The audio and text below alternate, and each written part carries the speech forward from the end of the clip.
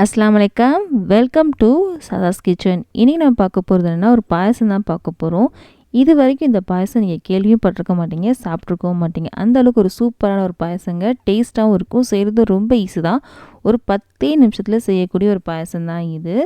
நம்ம இன்றைக்கி பார்க்க போகிற பாயசம் என்ன அப்படின்னா மீல்மேக்கர் பாயசம் தான் பார்க்க போகிறோம்.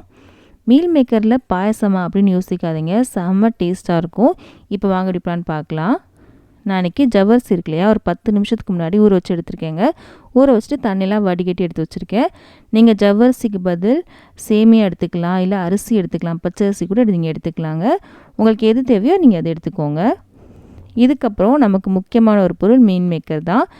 இதை சுடுதண்ணில் போட்டு ஊற வச்சு தண்ணியெல்லாம் புழிஞ்சு எடுத்து வச்சுருக்கேங்க. ஒரு 50 கிராம் அளவுக்கு மீல்மேக்கர் எடுத்திருக்கேன். இதை ஒரு மிக்ஸி ஜாருக்கு மாற்றிக்கலாம். மாற்றிட்டு நம்ம கொஞ்சமாக கொரன்னு அரைக்கணுங்க. அரைச்சிட்டேன் பாருங்கள், இந்த மாதிரி தான் அரைக்கணும். அரைச்சாச்சு. இப்போ வாங்க அடுப்பில் கடாய் வச்சுருக்கேன். இதில் 3 ஸ்பூன் அளவுக்கு நெய் சேர்த்துக்கலாங்க.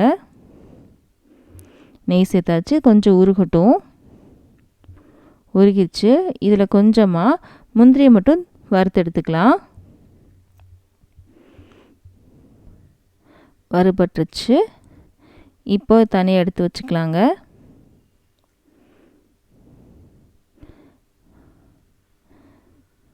எடுத்து வச்சிடலாம். அது லாஸ்ட்டில் நம்ம சேர்த்துக்கலாம்.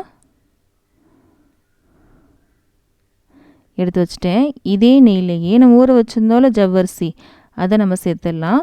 சேர்த்துட்டு 1 நிமிஷம் வரைக்கும் இந்த நெய்யிலே வதக்கிடலாம்.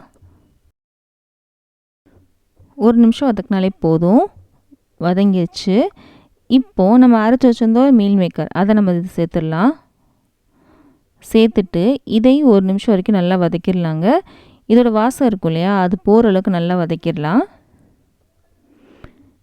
இந்த பாயசத்துக்கு நெய்யும் ஜாஸ்தி தேவையில்லைங்க, டக்குன்னு செஞ்சு முடிச்சிடலாம். இதை ஊற வச்சிட்டாலே நமக்கு வேலை முடிஞ்ச மாதிரி தான். வதங்கிருச்சு. இப்போ இதில் நம்ம பால் சேர்க்க போகிறோம்.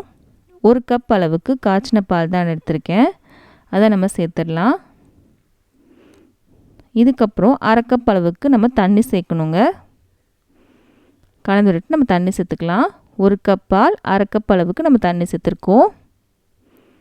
சேர்த்தாச்சு. இதில் நம்ம ஏலக்காய் தூள் சேர்த்துக்கலாம். சேர்த்துட்டு நல்லா கலந்து விட்டுட்டு மூடி போட்டு மூடிடலாம். அடுப்பு மீடியமில் இருக்கட்டும். 2 நிமிஷம் வரைக்கும் அப்படியே இருக்கட்டும்ங்க. இப்போ மூடி போட்டு மூடிடலாம். ஜவ்வரிசி வேகணும் இல்லையா, அதுக்காக தான் ஊற தான் வச்சுருக்கோம், அதனால் சீக்கிரமாகவே வெந்துடும். 2 நிமிஷம் ஆயிடுச்சுங்க. இப்போ பாருங்கள், எல்லாம் வெந்துருச்சு. நமக்கு ஜவ்வரிசியும் வெந்துருச்சு, மீல்மேக்கரும் கொஞ்சம் வெந்திருக்கு. போதும், இந்த அளவுக்கு வந்தாலே போதும். இப்போது மிச்சம் 1 கப் அளவுக்கு நம்ம பால் சேர்க்கணும். 2 கப் பால், 1/2 கப் அளவுக்கு நம்ம தண்ணி சேர்த்துருக்கோம். இதுவும் காய்ச்சின பால் தான் எடுத்திருக்கேன். ஆடெல்லாம் இருந்துச்சுன்னா அதையும் சேர்த்து எடுத்துக்கோங்க, நல்லாயிருக்கும். இதில் 1/2 கப் அளவுக்கு நீங்கள் சர்க்கரை சேர்த்துக்கோங்க. நாட்டு சர்க்கரை சேர்க்கணுனாலும் சேர்த்துக்கலாம், வெல்லம் சேர்க்கணுனாலும் சேர்த்துக்கலாம், அது உங்கள் விருப்பம்தாங்க. இதில் கொஞ்சமாக நான் இன்றைக்கி குங்குமப்பூ சேர்க்குறேன். இது ஆப்ஷனல் தான், உங்களுக்கு வேணுன்னா சேர்க்கலாம், நான் விட்டுடலாம். இது கலருக்காகவும் டேஸ்ட்டுக்காகவும் நான் சேர்த்துருக்கேன். நம்ம மீல்மேக்கர் வச்சு கட்லட் செஞ்சுருக்கோம், கிரேவி செஞ்சுருக்கோம், இல்லைனா சுக்கா மாதிரி செஞ்சுருப்போம். ஆனால் பாயசம் இந்த மாதிரி ஸ்வீட்லாம் செஞ்சுருக்க மாட்டோம் இல்லையா. கண்டிப்பாக இந்த மாதிரி செஞ்சு பாருங்கள், உங்களுக்கு அதுக்கு ரொம்ப பிடிக்கும். செய்கிறது ரொம்ப ஈஸி தாங்க. மீல்மேக்கரில் டேஸ்ட் எதுவும் இருக்காது, நம்ம என்ன கொடுக்குறோமோ அந்த டேஸ்ட் தான் அதை எடுத்துக்கும். இப்போது ஒரு 10லேருந்து 15 பாதாம் எடுத்திருக்கேங்க, அதை மிக்ஸி ஜாரில் சேர்த்துருக்கேன். இதை கொஞ்சம் கொரன்னு அரைச்சிட்டு வந்துடலாம். இது டேஸ்ட்டுக்கு அதாங்க சேர்க்குறேன். உங்கள்கிட்ட பாதாம் இல்லைன்னா முந்திரி இருந்தால் முந்திரி கூட சேர்த்துக்கலாம், இல்லைனா நிலக்கடலை இருக்கு இல்லையா, அது கூட நீங்கள் சேர்த்துக்கலாம். நீங்கள் என்ன டேஸ்ட் கொடுக்குறீங்களோ அந்த டேஸ்ட் தான் உங்கள் பாயசம் இருக்கும். நான் அன்றைக்கி பாதாம் எடுத்திருக்கேன், அரைச்சிட்டு வந்துட்டேங்க.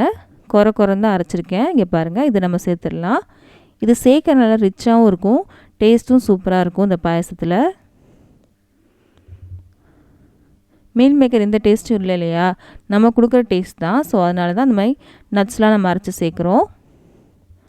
இப்போ கொதிச்சிட்ருக்கு பாருங்கள், ஒரு 2 நிமிஷமாக கொதிச்சிட்ருக்கு. போதும், நமக்கு பாயசம் ரெடி ஆயிடுச்சுங்க. லாஸ்ட்டில் நம்ம முந்திரி வறுத்து வச்சுருந்தோம், அதை நம்ம சேர்த்துடலாம். சேர்த்துட்டு நம்ம அடுப்பு ஆஃப் பண்ணிக்கலாம். அவ்வளோதான், நமக்கு பாயசம் ரெடி ஆயிடுச்சு. கண்டிப்பாக இந்த வீடியோ பிடிச்சிருக்கும் நம்புகிறேன். பிடிச்சிருந்துச்சு அப்படின்னா மறக்காமல் நம்ம சேனலை சப்ஸ்கிரைப் பண்ணிடுங்க. பக்கத்தில் இருக்க பெல் பட்டனையும் கிளிக் பண்ணிடுங்க. அப்போ தான் இனிமேல் போட போகிற எல்லா வீடியோவும் சேரும். இந்த மாதிரி ரெசிபிஸ்லாம் அவங்க ஃப்ரெண்ட்ஸ்க்கும் ஃபேமிலிஸ்க்கும் பிடிக்கும் அப்படின்னா அவங்களுக்கு இந்த வீடியோ ஷேர் பண்ண மறக்காதீங்க. நம்ம அடுத்த வீடியோவில் சந்திக்கலாம்.